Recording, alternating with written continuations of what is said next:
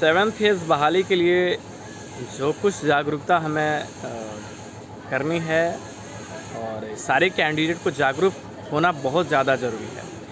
सितंबर में गवर्नमेंट ये बात बोल चुकी है कि सेवन्थ फेज़ का नोटिफिकेशन वो जारी करेगी, पर गवर्नमेंट की बातें कब बदल जाए ये कोई नहीं जानता और इसको लेकर के बहाली तय समय पे हो जाए। इसके लिए प्राइमरी वाले बच्चे जो पटना में प्रोटेस्ट किए और इसी को ध्यान में रखते हुए माध्यमिक वाले बच्चे 4 जून को आंदोलन का डेट रखे हैं और ये आंदोलन अनिश्चितकालीन है और शायद ये समय भी अच्छा है कि सरकार जो सितंबर की बात कर रही है अपने बातों से मुँह करना चाहे।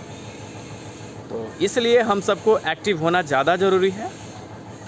कौन क्या कह रहा है, कौन किसके प्रति क्या बोल रहा है, इससे ज़्यादा ज़रूरी है कि बहाली समय पे हो। अल्टरनेट हर कोई यही चाहता है कि तय समय पे हमारा नोटिफिकेशन जारी हो।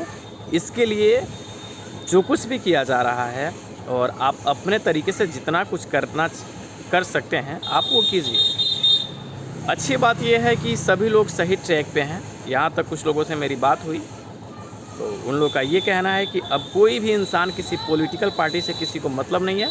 हर कोई सिर्फ बहाली ओपन कराना चाहता है और हर किसी को मतलब है कि बस हमारा नोटिफिकेशन कैसे जारी हो और इसी मकसद के साथ हर कोई 4 जून को आगे बढ़ रहा है। और अगर हम पॉलिटिक्स नहीं करते हैं, हमें सिर्फ बहाली से मतलब रहता है तो हमें बीच में कोई अड़चनें नहीं आएंगी। दूसरी बात, कुछ मीडिया कर्मी हैं जो गलत तरीके से आपको रिप्रेजेंट करते हैं।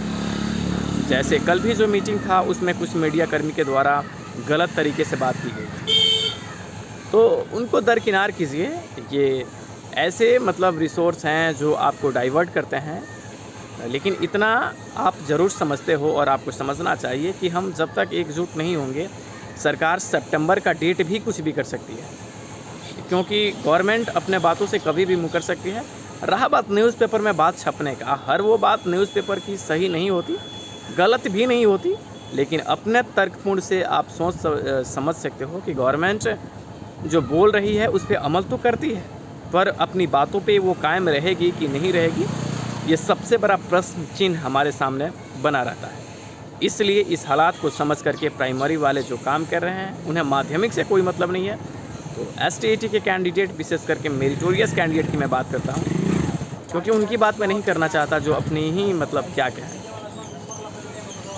और सारे लोग ये जिस तरीके से अब काम कर रहे हैं वो सही तरीक़ा से कर रहे हैं। हमें इस बातों पे विचार करना चाहिए अब और हमें आगे बढ़ना चाहिए इसी मकसद के साथ कि 4 जून को अनिश्चितकालीन ये प्रोटेस्ट कहिए या फिर इसे एक शांतिपूर्ण तरीके से सरकार को समझाने की कोशिश और अपना नोटिफिकेशन जारी करवाने के लिए जो कुछ हम कर रहे हैं, आप जो कुछ समझिए, लेकिन इसमें बहुत सारी जागरूकता दिखी जा रही है। और यहाँ तक कि आलोक श्रीवास्तव भी पैसे डोनेट करने की बात कर रहा है, हालांकि वो इतना ज़्यादा करप्ट है कि क्या कहें। वो कह रहा है कि हमारे पास पैसे नहीं हैं। दोस्तों, हमने और आपने इतना ज़्यादा ये STAT 19 में पैसा कलेक्शन हुए हैं जो इनफ हैं। मैंने कहा कई केसेस हम लड़ सकते हैं, तो वो क्या कहिएगा, मतलब सोचिए। पर वो जो दे रहा है उन जैसे लोगों से जो कुछ भी मिल रहा है वो ले लीजिए और काम आगे बढ़ाइए और सही डायरेक्शंस में आगे बढ़िए। अगर आप सही डायरेक्शंस में पहले ही प्रोटेस्ट किए होते ना